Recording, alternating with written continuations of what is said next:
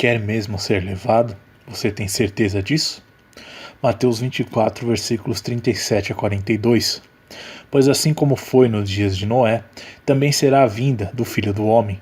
Porquanto assim como nos dias anteriores ao dilúvio comiam e bebiam, casavam e davam-se em casamento, até o dia em que Noé entrou na arca, e não o perceberam, senão quando veio o dilúvio e os levou a todos. Assim será também a vinda do Filho do Homem. Então, 2 estarão no campo, um será tomado, e deixando o outro, 2 estarão trabalhando no moinho, uma será tomada e deixada a outra. Portanto, vigiai, porque não sabeis em que dia vem o vosso Senhor. Lucas 17, versículos 34 a 37. Digo-vos que, naquela noite, 2 estarão numa cama, um será tomado e deixado o outro. 2 mulheres estarão juntas moendo, uma será tomada e deixada a outra. 2 estarão no campo, um será tomado e outro deixado. Então lhe perguntaram: onde será isso, Senhor? Ele respondeu: onde estiver o corpo, aí se ajuntarão também os abutres.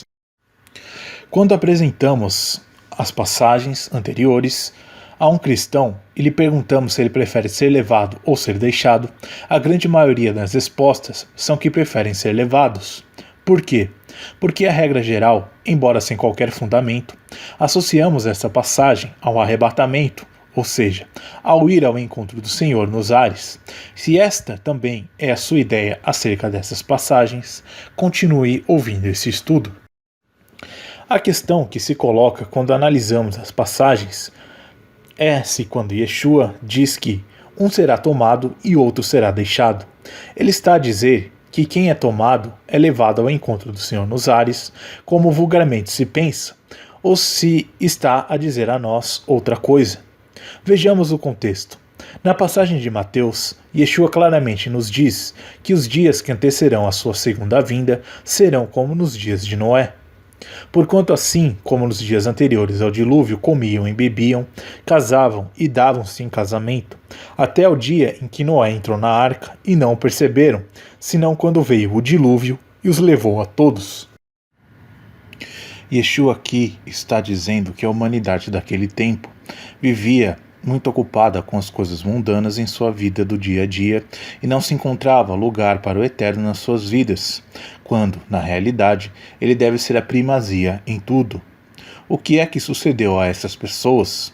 Foram levadas pelas águas do dilúvio, ou seja, foram levadas para a morte.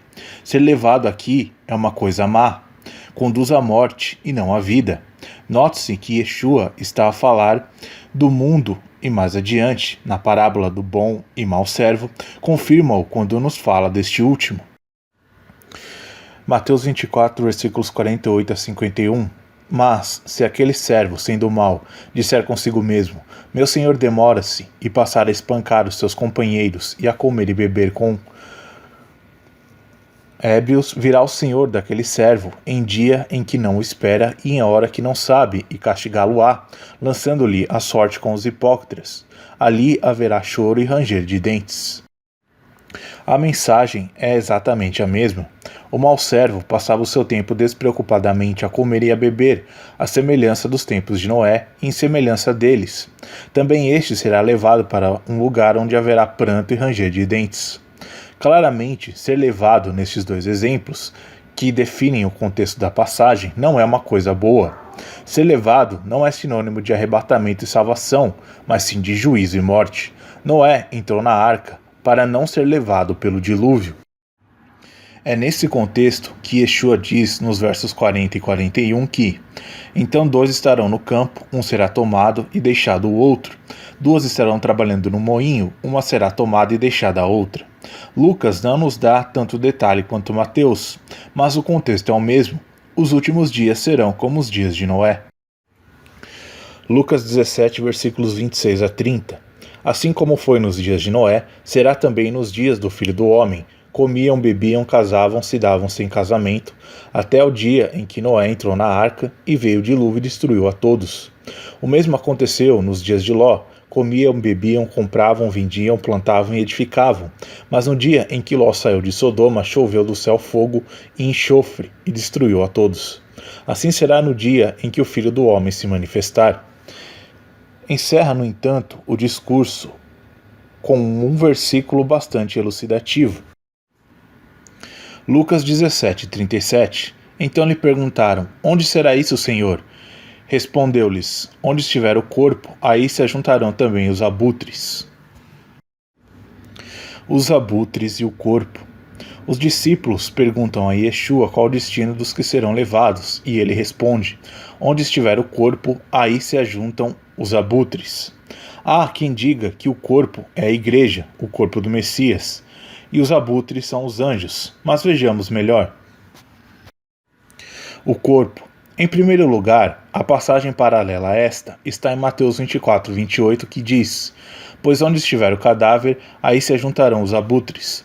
A palavra grega traduzida como cadáver é ptoma, que de acordo com o Complete Word Study Dictionary, significa corpo morto, cadáver, carcaça.